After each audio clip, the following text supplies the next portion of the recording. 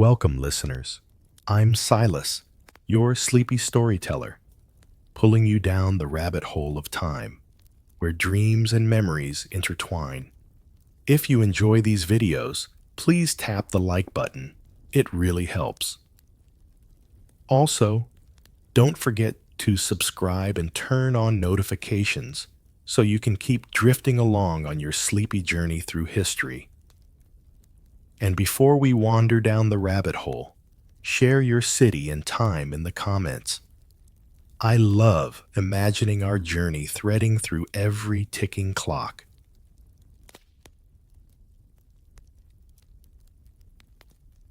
Now, take a moment to find a comfortable resting position. Close your eyes gently, and in your own time, allow yourself to sink into the quiet atmosphere of the past as we begin our slow journey together.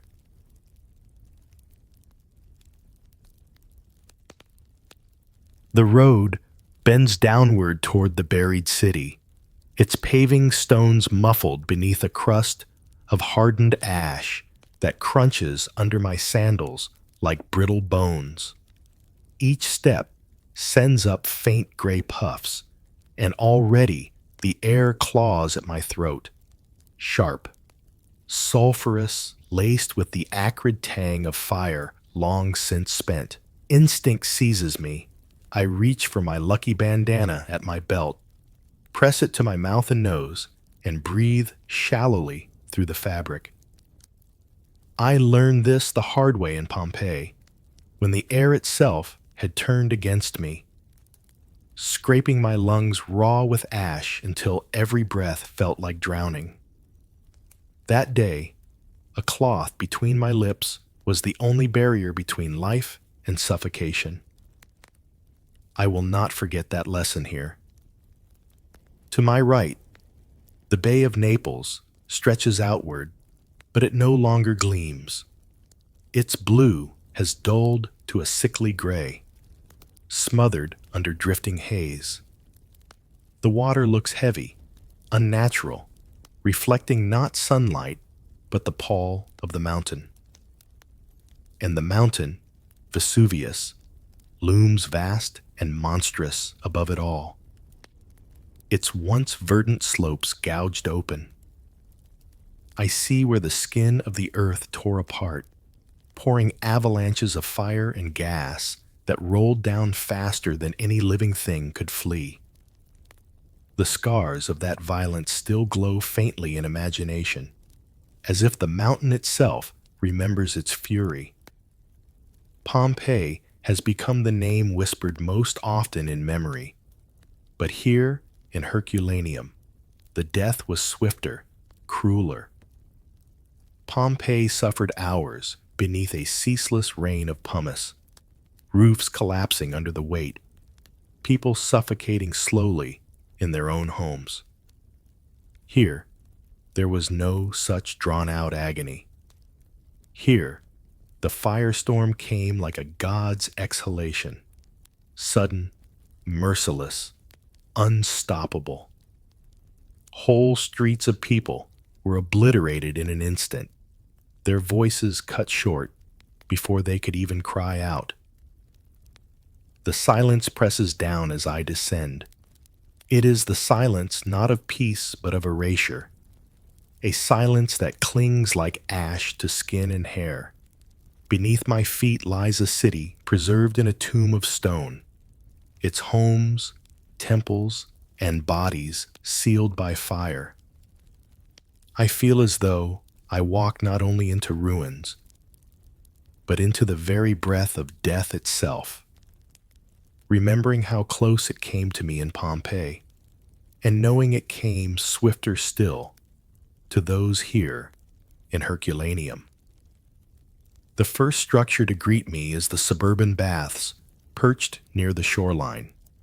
Before the eruption, they were a place of splendor. Marble benches polished by countless visitors, pools that shimmered with water, walls adorned in vibrant frescoes of gods and myth. Here, citizens shed not only their clothes, but the burdens of daily life, stepping into warmth, steam, and conversation. I pause at the threshold, brushing my fingers along stone blackened by heat. The doorway gapes like a wound, its lintel cracked, its arch choked with hardened ash. Within, the caldarium stretches hollow. The basin that once rippled with hot water lies dry, its edges scored where searing surges licked stone. The frescoes cling stubbornly still, reds dulled but not vanished, blues muted but haunting. A painted Hercules stares outward, his once proud form blurred, his strength meaningless before the mountain's rage. I close my eyes and remember this place as it once was. The hiss of steam, the laughter of men reclining on benches, the splash of children daring to dip into colder pools, the smell of olive oil and herbs, slaves carrying strigils to scrape and massage, the hum of ordinary voices carried upward into vaulted ceilings. That was life. Now, the silence is unbearable. Near the entrance, I see a blackened form curled against the wall. Carbonized wood once framed a doorway here, preserved against time, but beside it lies a figure, arms raised, head bowed, a shadow frozen mid-defense. The surge came too fast. There was no time to run. Flesh was vaporized, bones calcined, leaving only this haunting impression. The suburban baths were built for relief, for cleansing. Yet in their final hour, they became a trap, their thick walls turning into ovens. Sanctuary became tomb. Stepping back into the open air, I follow the Decumanus Maximus, the grand street that once stretched proudly through the city. Even now, its outline remains. The paving stones, though cracked, still glisten faintly where sunlight filters through haze. To either side, the skeletons of buildings lean inward. Shops, taverns, homes, reduced to smoldering frames. I trail my hand across a counter that juts into the street, its dolia still embedded. Once they brimmed with wine and garum, olives and nuts. Today, they hold only ash, fused into gray stone.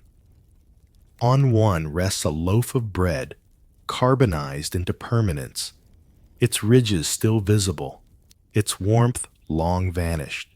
The street is eerily still, yet I cannot help but hear echoes. I imagine the Decumanus as it was, hours before the mountain's fury. Merchants shouting, carts creaking, sandals scraping against stone, women haggling for fruit, children tugging at their mothers' tunics, men debating politics in shaded corners. The smell of roasting meat mingled with fish sauce, the tang of sweat carried in the summer heat. A city alive. Now, only silence answers my steps. I turn into a side street branching from the Decumanus. Here, the homes were smaller, clustered close.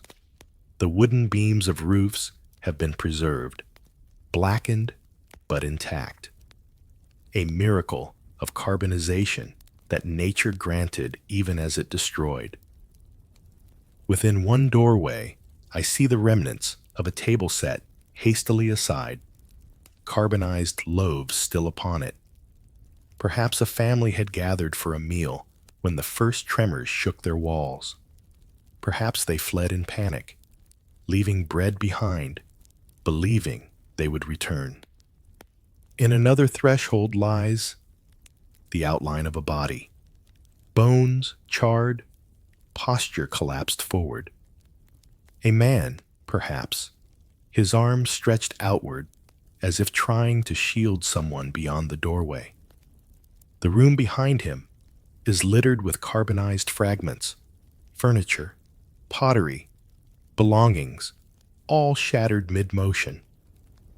I recall how Pompeii was silenced in slow suffocation. But here, in Herculaneum, the destruction was instant. The surge raced down the slopes, fire and ash so hot it vaporized flesh where people stood. They had no time for desperate shielding, no chance for breathless flight. The end came like a wave of darkness, absolute and merciless. Walking onward, I notice how the silence differs here from Pompeii. In Pompeii, the city feels like a stage left mid-performance. Voices paused in unfinished sentences. In Herculaneum, it feels more final, more scorched. The air itself tastes metallic, heavy with a sulfurous tang that clings to the throat. The smell of charred wood lingers still, as if the fire never ended. Everywhere, blackness and ash. Yet amid it all, fragments of beauty survive. A mosaic glitters faintly from beneath the dust, blue tesserae catching the light, forming the faint outline of a dolphin mid-leap. I crouch beside it, tracing its edge with my gaze. Once it was part of a home, perhaps a fountain where water shimmered as children splashed. Now, it gleams faintly amid ruin, a shard of memory stubborn against oblivion. As I walk deeper along the decumanus, I cannot escape the weight of contrast. I have walked these places twice in my journeys through time, once alive, once after. The difference is like a knife. The suburban baths once steamed with laughter. Now they echo with silence. The decumanus once pulsed with trade and chatter. Now it lies littered with ash and shadows. Homes once alive with bread and prayer now cradle only charred remnants. Herculaneum is preserved, yes, but preserved in death. The city breathes only through echoes, through fragments of frescoes, through the blackened beams of roofs that held families who never returned. This silence is not empty. It mourns. It clings to every stone, every shadow, every fragment of what once was. And in that mourning, it demands we remember, not as ruins alone, but as lives once vibrant, ended in an instant. Ahead, the decumanus curves toward the Collegium of the Augustales, where priests once worshipped emperors. Its frescoed halls still glow faintly, even through ash, carrying memory of devotion. Beyond that lie the houses of the wealthy, their frescoes dimmed but enduring. But for now, I linger here, at the baths where leisure turned to tomb, at the street where trade fell to silence. My sandals scuff softly, each step a whisper of grief. I carry with me the weight of what I've seen, stepping forward into the city's deeper heart, where memory grows heavier and silence sharper. I move deeper into the silent city until I reach the Collegium of the Augustales, a hall once filled with reverence, pride, and civic ceremony. Its facade is fractured, its doorway gaping into shadow. Inside, faint frescoes still cling to the walls, though scorched and faded, their once bright reds and yellows muted to ash gray. I brush my hand across the stone, feeling grit crumble beneath my fingers.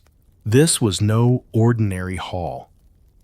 It was where the priests of the imperial cult gathered, men charged with honoring the emperor as divine.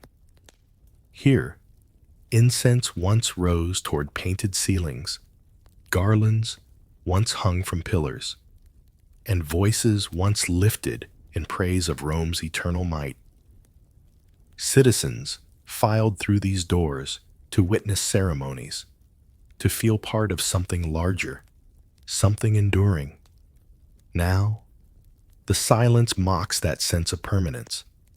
The fresco of Hercules still stares faintly from one wall, his outline blurred by heat, his muscles shadowed in black. The god who once embodied strength and protection stands powerless, just as the empire's gods of marble and decree were powerless before the mountain's breath. I close my eyes and remember Pompeii Forum, where I once walked before the eruption.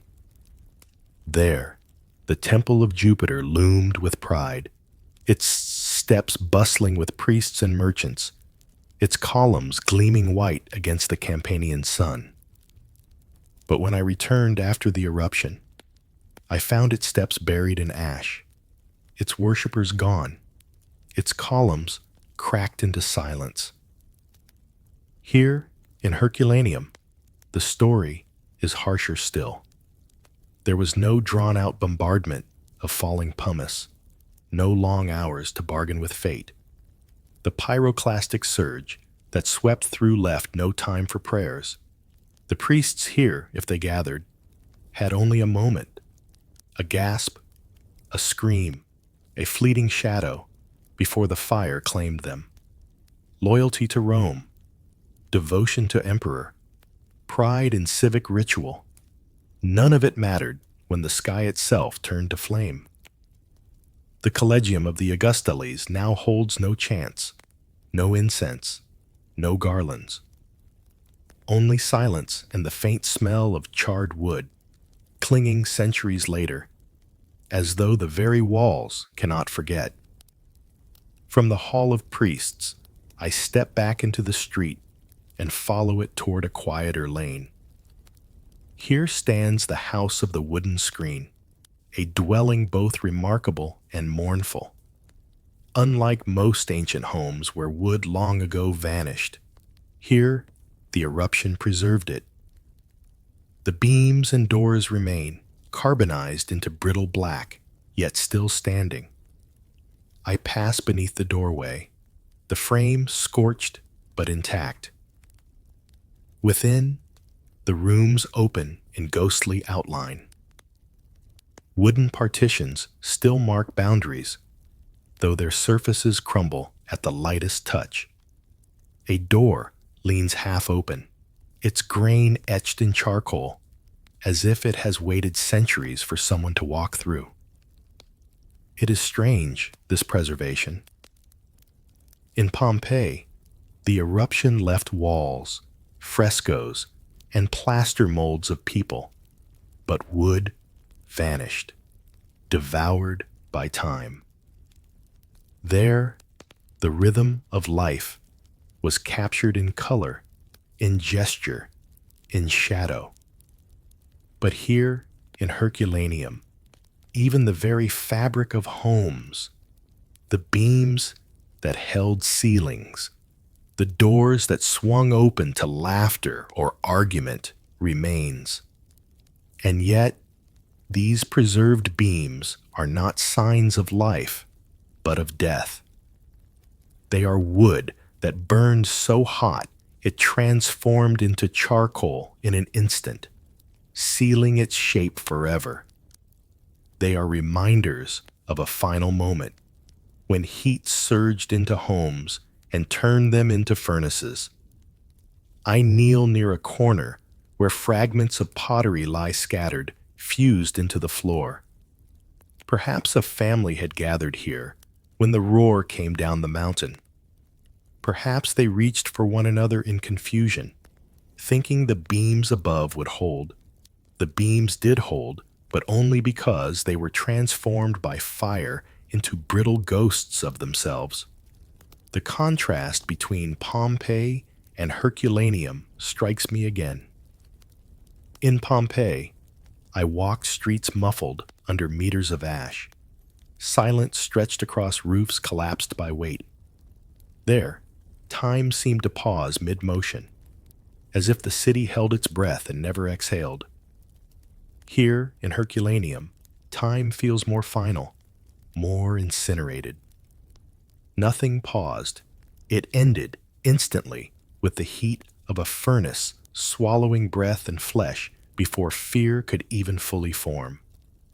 As I wander deeper into the house of the wooden screen, I notice a mosaic floor, faintly glimmering beneath soot. Its tesserae form patterns of waves, suggesting the sea so near. In another room, a fresco still clings, depicting mythic scenes blurred by smoke. These fragments whisper of lives that valued beauty, who decorated walls with gods and heroes, who invested in color and art to frame their days. But beneath that beauty lies absence. There are no voices here, no footsteps, no laughter drifting across the atrium. Only charred beams and brittle door frames remain, silent in their testimony. I pause and imagine the family who once lived here. A father returning from the forum, speaking of trade or politics. A mother preparing food in the kitchen, calling out to children darting through doorways. Slaves carrying amphorae, attending to chores. Lives ordinary, but deeply rooted in rhythm and love. All of it ended in an instant, sealed into silence by the fury of the mountain. Standing in the quiet of this house, I think again of Pompeii. There, I walked past the house of the Veti, its frescoes brilliant with mythic figures, its rooms echoing with wealth and taste. That house, buried beneath ash, felt like a stage abandoned mid-play.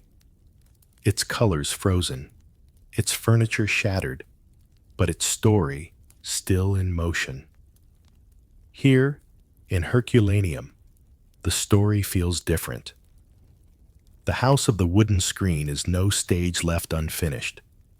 It is a stage burned to charcoal, its props carbonized into brittle memory. Where Pompeii seemed to sigh in suffocated silence, Herculaneum feels more like a scream cut short.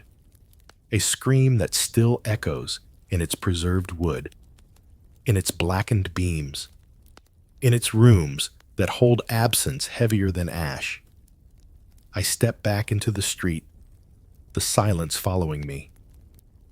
The Collegium of the Augustales stands behind, its gods and emperors powerless in the face of nature's wrath. The house of the wooden screen remains, its beams and doors testifying not to survival, but to obliteration. Herculaneum's ruins are not gentle. They do not invite quiet mourning the way Pompeii's do. They confront with violence, with heat, with preservation that feels like a paradox. Beauty remains here, but it is beauty charred, beauty seared, beauty embalmed by fire. As I move forward, the street curves toward the House of the Stags, where wealth once glittered in mosaics and statues. Beyond it lies the Palaestra, where youths once trained in sport and discipline. Each step will bring me closer to the shoreline, where the most haunting testimonies of Herculaneum's end await. For now, I linger in silence, carrying with me the weight of what I have seen. A hall where empire met futility, a home where wood still stands but voices do not. Pompeii may have been louder in its death, but Herculaneum was quicker, fiercer, and more absolute. The streets of Herculaneum narrow as I move deeper into the city. The air grows stiller here, as though sound itself has been smothered under the weight of centuries. Each step echoes too loudly against basalt stones, as if disturbing the rest of those who never left.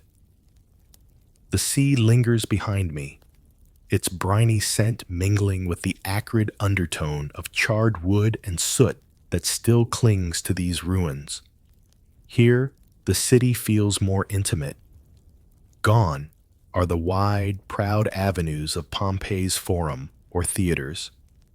Instead, I find myself in neighborhoods where ordinary life once unfolded, a life that, in many ways, mirrors our own. It is here, in these smaller spaces, that the enormity of the tragedy cuts deepest. The humble homes, the workshops, the places of bread and daily labor, each one now speaks with silence louder than any marketplace cry. I stop before a modest structure. Its doorway yawns open, its walls scarred, but standing. This was a pistrinum, a bakery. Inside, the air feels heavier, as if the stones themselves still remember the heat that consumed it. I step across the threshold and see, in the corner, a domed oven.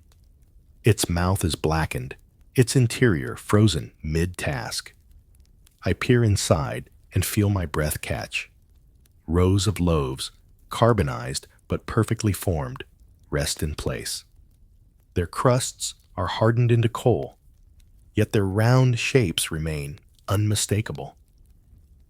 These loaves were prepared on that final morning, kneaded by hands that would never touch them again.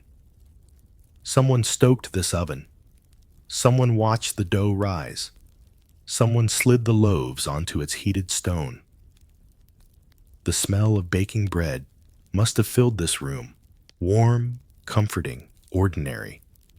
Perhaps children woke to it, calling to their mothers for a taste. Perhaps a husband set out with a coin in hand, ready to stop here for the family's meal. But the bread was never eaten. The mountain's fury arrived before the day's first buyers, before a single loaf could be broken at a table, and so they remain, preserved not by care, but by catastrophe. Meals never shared, laughter never heard, a silence kneaded into permanence. I think of Pompeii's bakeries, where millstones sat toppled and ovens stood empty beneath piles of pumice. There, time showed its cruel patience. Roofs collapsed, walls caved, and people suffocated slowly as hours dragged on. But here in Herculaneum, there was no patience, no slow descent. The firestorm rushed in and seared everything in an instant. The bread that Pompey buried in ash, Herculaneum carbonized in flame. The pistrinum is no longer a place of nourishment. It is a shrine to the daily bread that was promised but never consumed. I linger longer than I mean to. My eyes rest on the counter, where faint outlines remain of dolia, stone jars once filled with flour or olives. The surfaces are rough with soot, their rims chipped. I imagine the baker himself, flour dusting his tunic, sweat on his brow, hands rough from kneading. Did he flee? Did he stagger to the shoreline with so many others, only to meet the fire at the boat sheds? Or did he fall here, among his loaves, his work sealed in silence? Bread is such a simple thing, yet in its simplicity lies its weight. It is the food of survival, the meal of the humble and the wealthy alike. And here it was left behind, untouched, because the world ended before a single bite could be taken.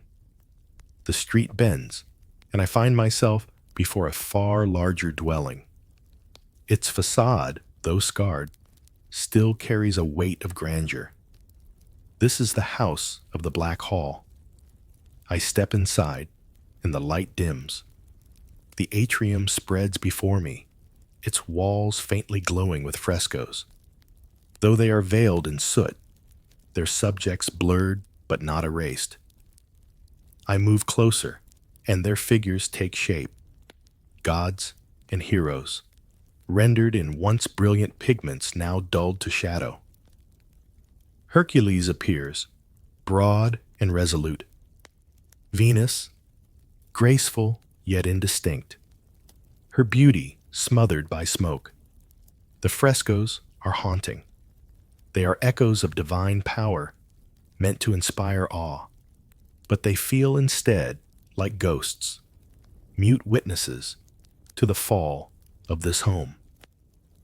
Once they framed banquets and gatherings, surrounding the wealthy owner with a sense of grandeur. Guests reclined here on couches, sipping wine, discussing politics and poetry. Servants moved through these halls, their footsteps hushed against mosaics glimmering with candlelight. The house must have thrummed with life, with ambition, with pride, but wealth was no shield. The pyroclastic surge swept through these rooms, tearing the breath from lungs, charring flesh to dust. The frescoes remain, their gods dim but present, while the worshippers who once admired them are gone. The halls echo with nothing but absence. I remember Pompeii's House of the Veti, where frescoes of myth and power glowed defiantly even under ash. There, beauty still shouted, refusing to fade. But here, in Herculaneum, beauty seems to mourn. The gods do not shout, they whisper. Their colors are cloaked, as if they too were scorched into grief. The House of the Black Hall teaches a truth that stretches beyond centuries. No wall is thick enough, no fresco bright enough, no banquet rich enough to withstand the weight of nature's fury. Standing in this house, the contrast between these two cities strikes me again. In Pompeii, I walked through streets where time slowed. The first victims suffocated under pumice. Roofs groaned for hours before giving way. Death crept like a tide, inescapable, but gradual enough that fear carved itself into their final postures. Pompeii preserves that terror in haunting casts. A mother shielding her child, a man curled on the ground, a dog twisting against its chain. But Herculaneum tells a different story. Here, death was not slow. It was swift, consuming, absolute. The firestorm's heat erased bodies so thoroughly that only bones and shadows remain. Where Pompeii preserved the struggle, Herculaneum preserved the void. Objects remain, bread, wood, frescoes, but the people are gone, as though plucked from the world in a single breath. It is as though Pompeii shows us how people died, and Herculaneum shows us how completely they were erased. One city mourns with faces frozen in agony, the other with empty spaces where faces once were. I step back into the street, leaving behind the bakery with its loaves of silence and the house with its gods of soot. Both places are heavy with what they hold, not just objects, but the shadows of lives interrupted. The air feels heavier now, my lungs catching on its weight, as though even breathing in Herculaneum is harder, as though the city resists being disturbed. My footsteps crunch on ash and stone, too loud in the stillness. Ahead lies the House of the Stags, where marble statues still stand among blackened halls, and the palaestra, where the young once trained their bodies in hope of glory. Both will tell their own stories of life halted mid-motion. For now, I carry with me the weight of bread never eaten, frescoes dimmed into mourning, and the truth that whether poor or wealthy, baker or master, Pompeian or Herculanean, Vesuvius claimed all. The streets bend toward the grander homes, and I feel the city shift beneath my feet. Here, the ruins no longer speak only of bakers and shopkeepers, but of those who dwelt in luxury. The stonework is finer, the walls taller, the remnants more elaborate, yet all of it lies in silence, subdued beneath soot and ash. I step slowly, my sandals crunching on hardened volcanic layers, and the sound feels intrusive, as though disturbing the rest of those who once called this quarter home. Above me, Vesuvius looms still, a dark silhouette against the sky, reminding me that this was no accident of time, but a moment of violence that swept everything away. It is here I find the House of the Stags. Its entrance is wide, framed by walls that still bear faint traces of paint, dulled though they are by ash. Inside, the atrium opens, its air cooler, heavier. The floor glimmers faintly with mosaics, patterns of stone tesserae that once dazzled visitors. In the peristyle garden, my eyes fall upon statues that remain standing even now. Marble stags, frozen mid-leap, their bodies tense with motion. They once flanked fountains that shimmered with water, their presence a touch of nature captured in stone for the wealthy to enjoy at leisure. Now, the fountains are dry, their basins choked with soot, yet the stags endure. Their whiteness contrasts with the blackened world around them, spectral guardians of a life that has vanished. I pause, and I imagine what this garden once sounded like. The trickle of water, the calls of birds, the murmur of voices as the master of the house reclined with his guests. Perhaps they sipped wine, debating politics or poetry. Beneath the shade of painted colonnades, servants moved quietly, carrying trays of fruit and bread. Laughter echoed here, mingling with the splash of fountains. And yet, when the surge came, all fell silent. The statues remain, but those who admired them were erased. In Pompeii, I saw the Villa of the Mysteries, its frescoes still vivid, glowing defiantly, even beneath centuries of ash. There, beauty seemed to resist the tragedy, daring to survive intact. But here, in Herculaneum, beauty mourns. The stags do not leap. They linger, frozen, pale reminders of what could not endure. The House of the Stags whispers that wealth did not shield, that art could not protect, that luxury could not buy survival. The marble endured, but the people did not. I cannot help but think of the families who once walked these halls. Perhaps children played in the peristyle, darting between the stags while their parents spoke with guests. Perhaps musicians strummed lutes here, their notes mingling with the sound of fountains. Ordinary moments in extraordinary surroundings. But when the firestorm came, none of it mattered. The statues are not companions. They are memorials. Their permanence sharpens the absence of those they once entertained. Pompeii preserved faces contorted in fear. Herculaneum preserved statues, bread, wood, frescoes, but erased the bodies. One city mourns with visible agony, the other with silence and shadows. Both devastate, but in different voices.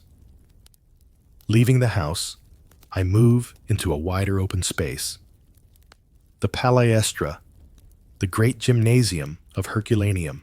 Its rectangular court stretches out, ringed by colonnades, the columns scorched but upright. Once, this was a place of vigor and training, where young men exercised their bodies, honing strength and discipline beneath the Roman sun. I walk across its floor, my footsteps stirring fine ash. Here, wrestlers once grappled. Here, boys hurled discus or ran in friendly competition.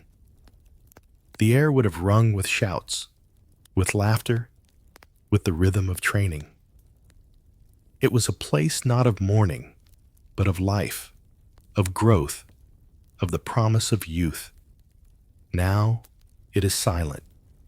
The colonnades bear scorch marks, their stone scarred, their once proud order disrupted.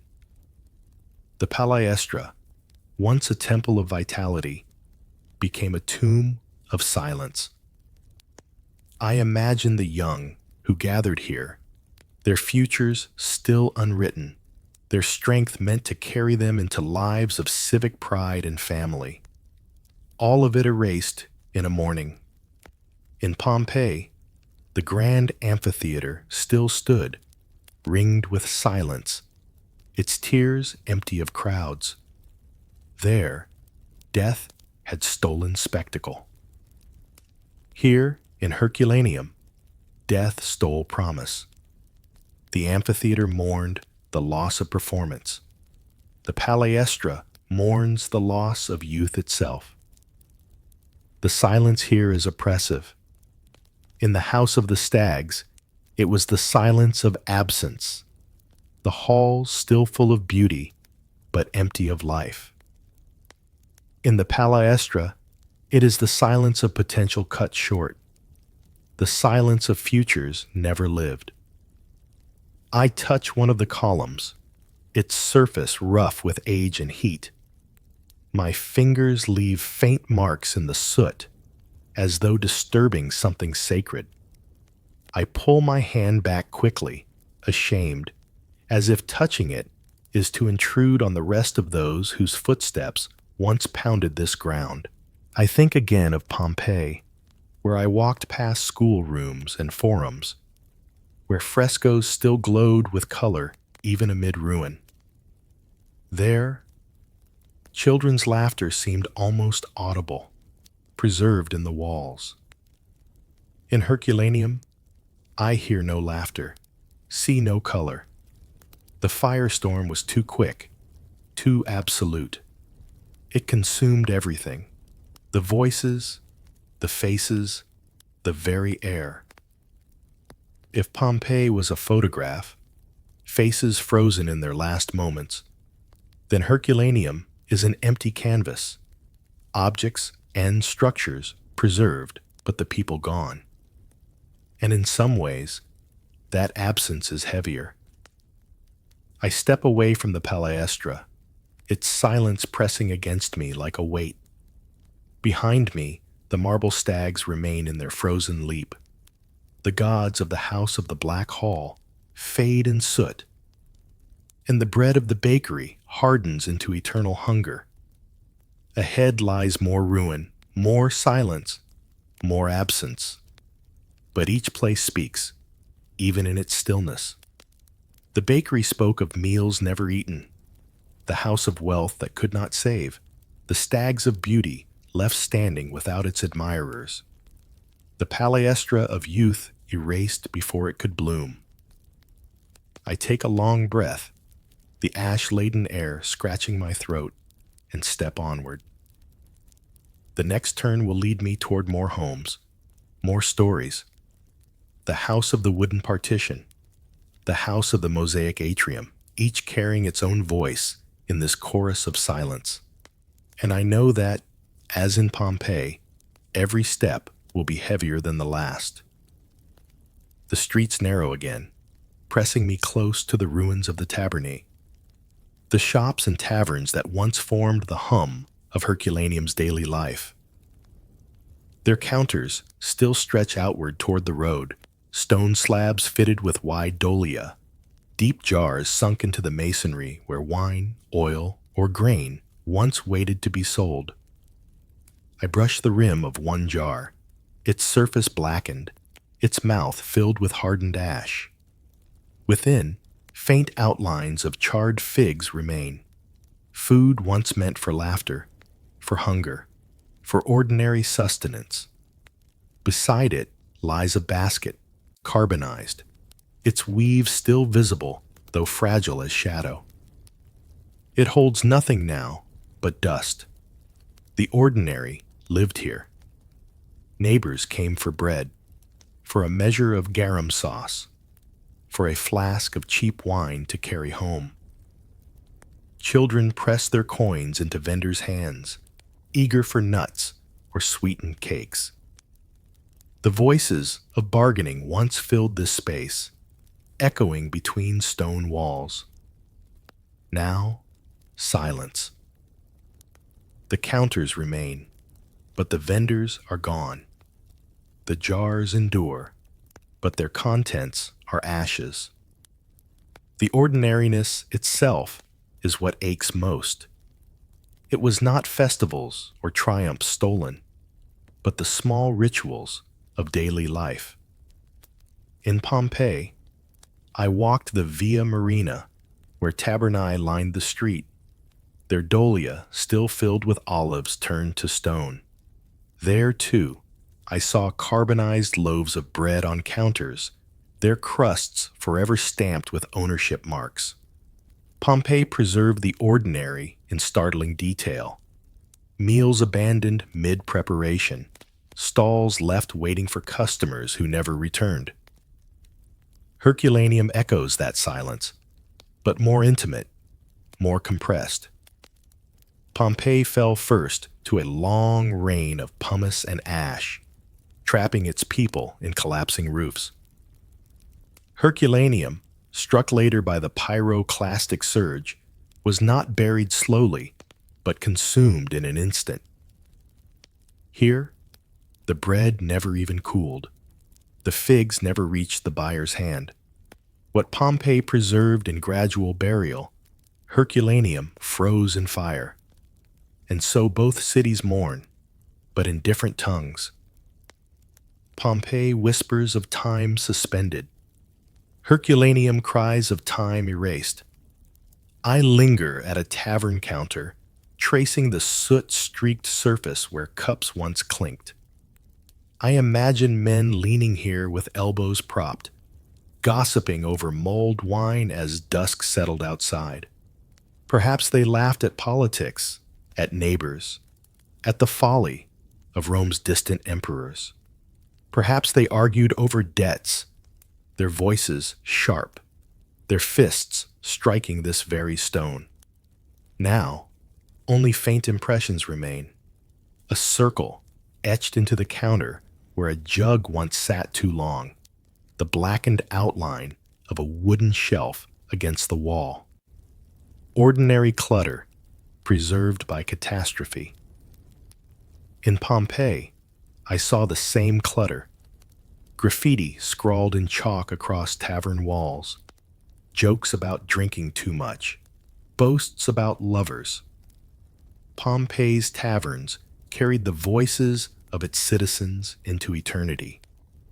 Here, in Herculaneum, the walls are blank, the shelves burned clean. Even memory seems fainter, as though the firestorm burned not only flesh, but words themselves. From the cramped tabernae, the street bends into wider space, and before me rises the house of the mosaic atrium, a grander dwelling, marked by beauty and wealth. Its doorway frames a dim corridor, at the end of which glimmers the faint geometry of mosaics. I step inward. Beneath layers of ash, the atrium floor still gleams faintly with intricate tesserae, tiny stones arranged in patterns of remarkable care. Black and white designs ripple across the floor, forming scenes of myth and ornament. Though dulled by soot, the artistry is undeniable. It is haunting, this endurance of beauty. The frescoes may be blackened, the wood reduced to charcoal, the air long since stolen, but the mosaics remain, lying patient beneath ash for centuries, waiting to be uncovered. The art survives, even where its creators perished. I pause in the atrium, my eyes tracing the patterns beneath my feet. How many feet once walked across them, unaware they trod upon something that would outlast their lives? Children scampered here, their sandals slapping the stone, leaving scuffs invisible to me now.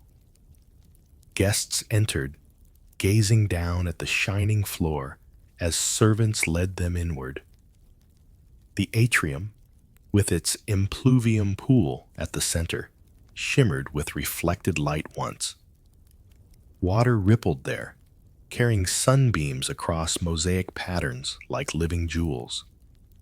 Now, the impluvium is filled not with water, but with hardened ash.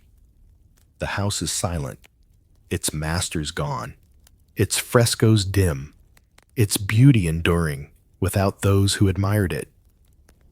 In Pompeii, the House of the Faun held the great Alexander mosaic, armies clashing, kings frozen in battle. There, history itself was preserved in stone.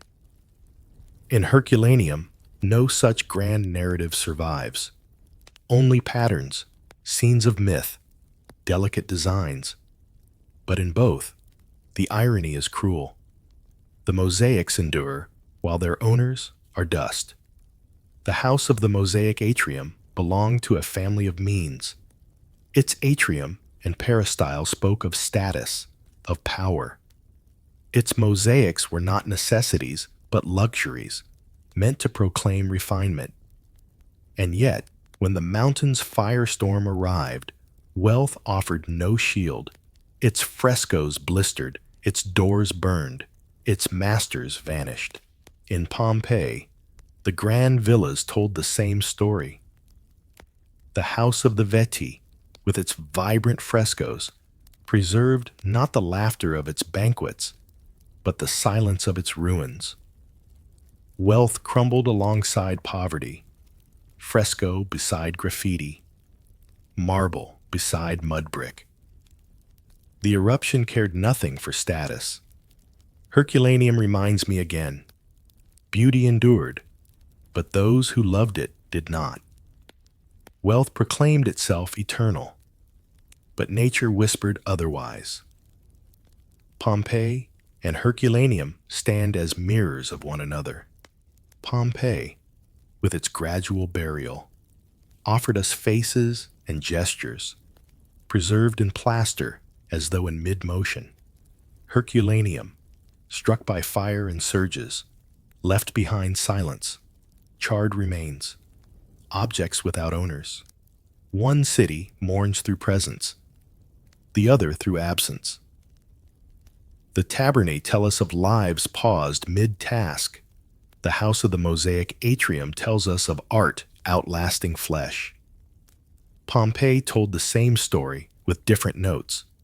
The amphitheater silenced, the villa of the mysteries painted with rites that became prophetic. Together, both cities whisper the same truth. Life is fragile, beauty is fleeting, and the ordinary can vanish in an instant. I leave the house of the mosaic atrium slowly, my footsteps echoing in its hollow halls. The mosaics glimmer faintly behind me, their patterns steady, their silence unbearable. The tabernae and the house alike remind me that what perished here was not only people, but the rhythm of the ordinary.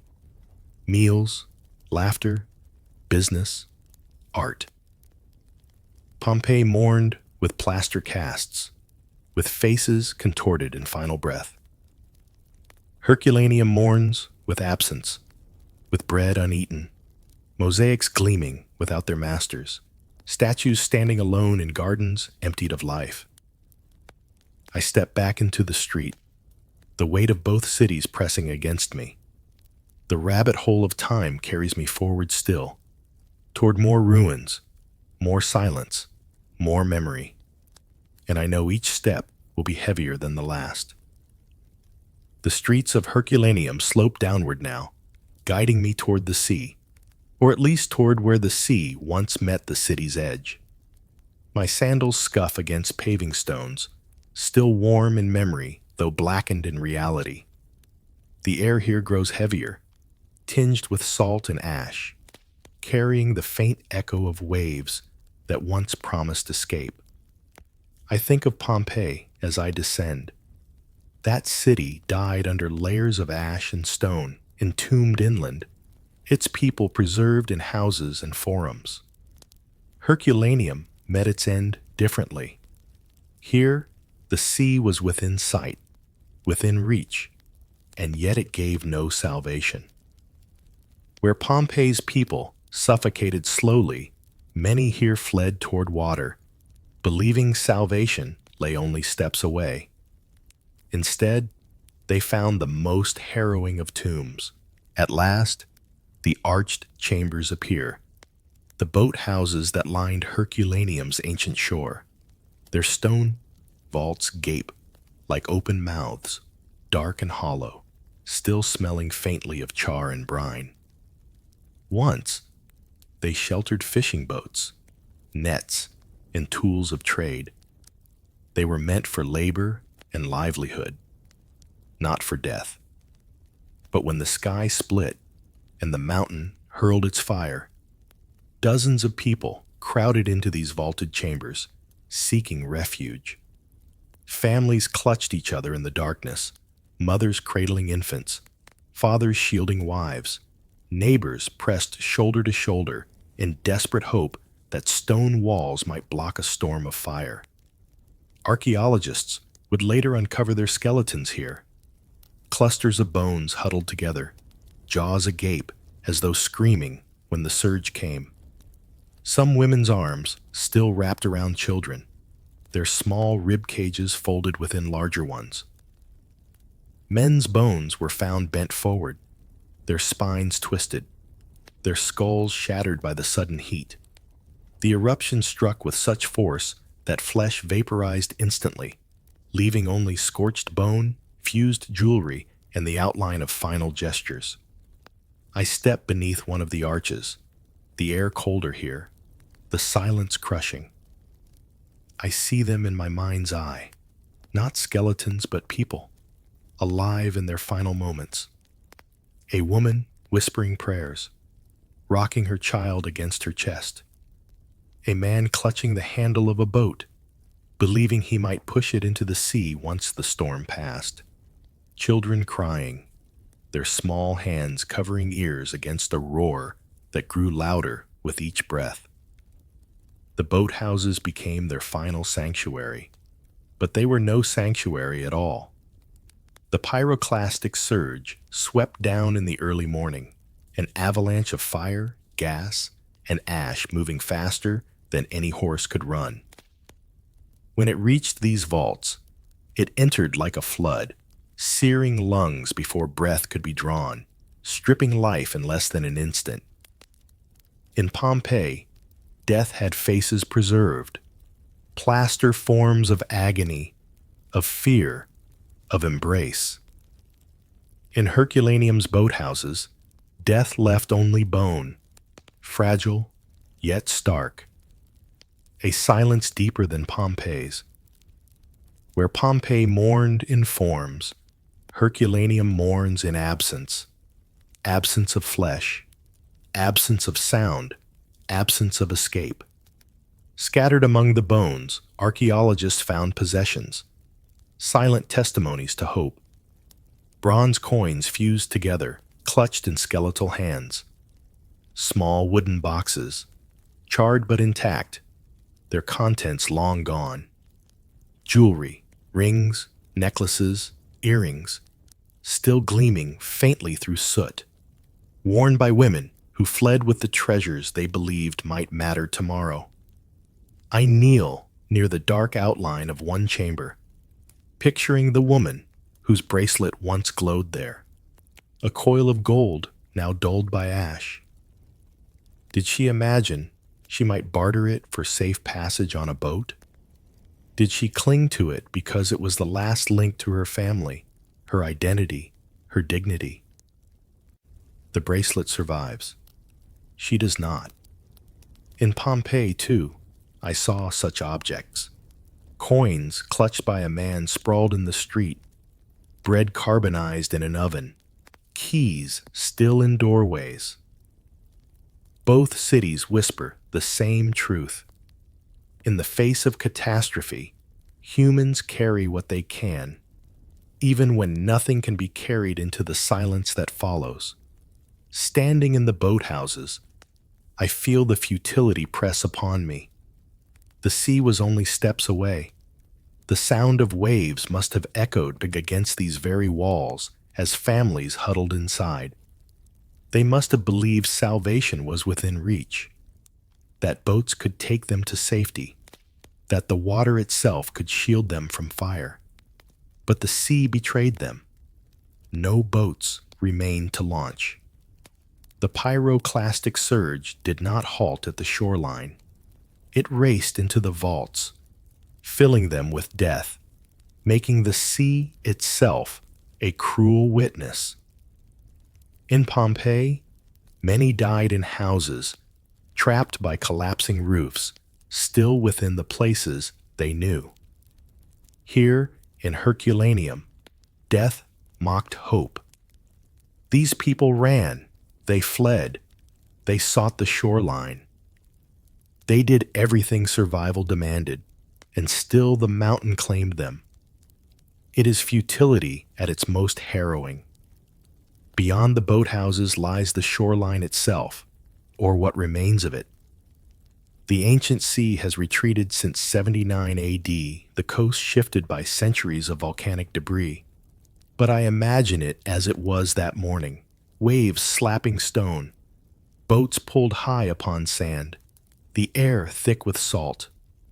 Here, more than 300 victims were found, men, women, children, scattered along the beach, their bones twisted in final agony. Some carried sacks of possessions. Others clutched children or lovers. Their faces were lost, their flesh vaporized, but their postures told everything.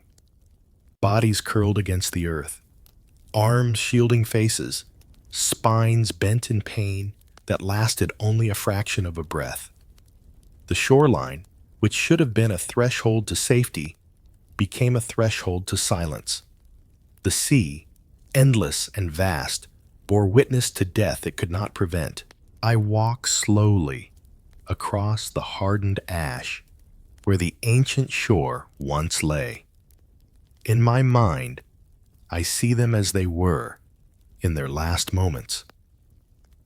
A father holding the hand of his son, urging him toward the water. A mother crouched over an infant, her own body arched in protection.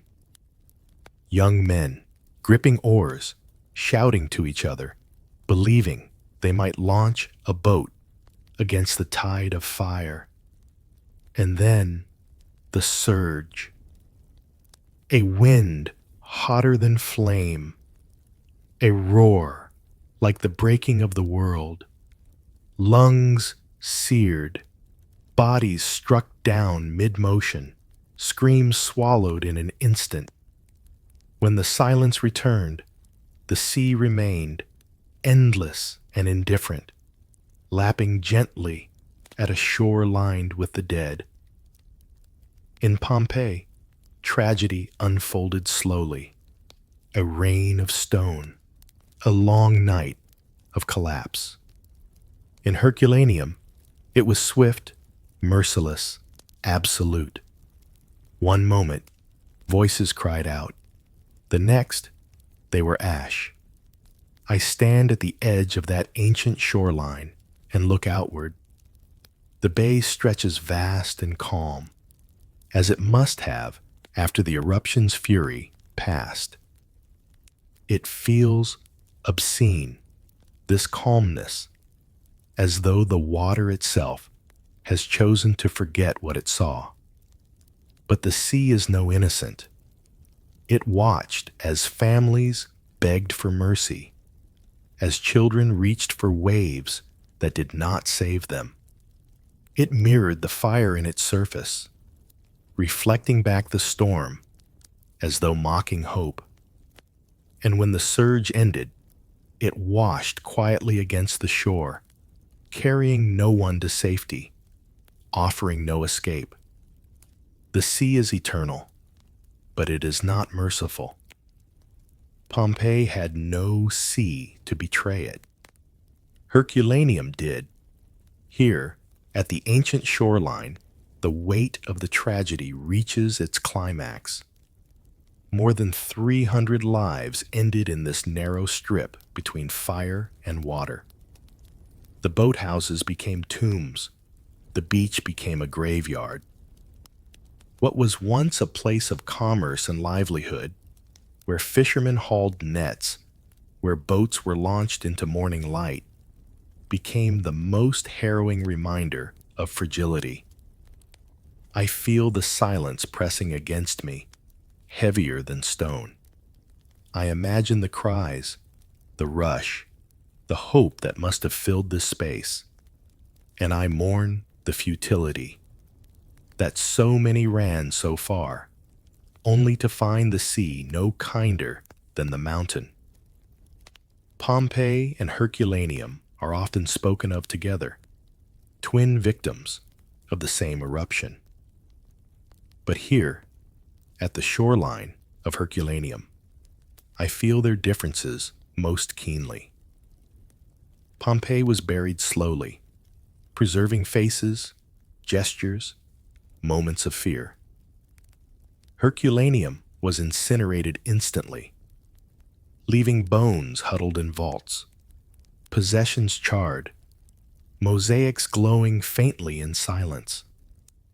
One city teaches us how life can be suspended.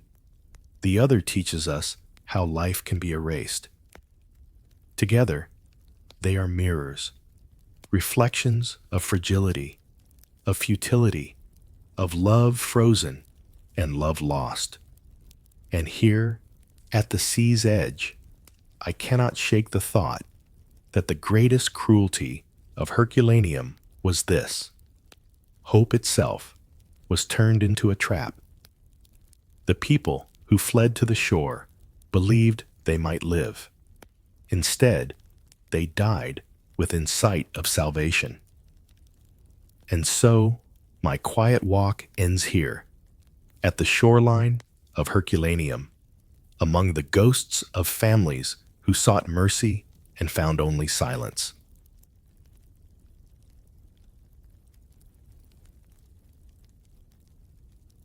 Rest easy, friends. The rabbit hole of time holds many more slow steps. Until we meet again, Silas is signing off.